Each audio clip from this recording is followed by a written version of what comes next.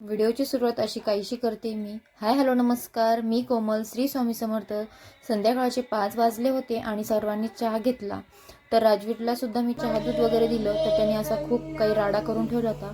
Mummy रागवायच्या आधी मस्तपैकी आपलं मंदिरासमोर जाऊन मम्मीला आपले गुणगान दाखवत होता की मला फार काही येतं. आणि खरंच राजवीरला हे देवाचं खूप आवडतंही म्हणायला.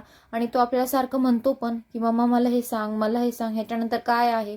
त्याला मी लहान असतानापासून त्याला देवाचे गाणे वगैरे म्हणूनच मी त्याला झोपी घालायची.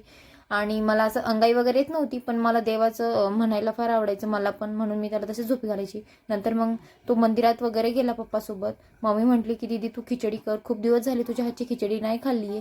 त्यामुळे मग मम्मीने सगळी मला तयारी वगैरे करून दिली होती आणि मी इकडे खिचडी टाकत होते आणि मम्मी तिकडे पप्पाला भाजी करत होती.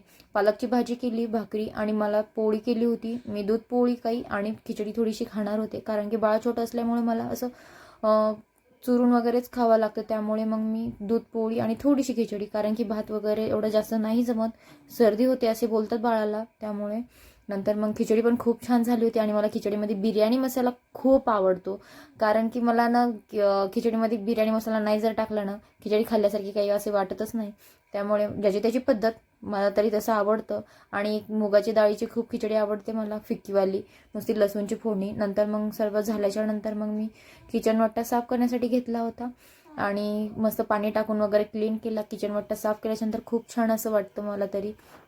आणि नंतर जेवण वगैरे केलं आम्ही सगळ्यांनी. राजवीरचा थोडा अभ्यास घेतला, कारण की त्याला खूप सारा असा होमवर्क दिलेला आहे. त्यामुळे म्हटलं चल आता तू करून घे म्हटलं. दिवसभर त्यांनी काही केलंच नव्हतं, झोपलेला होता.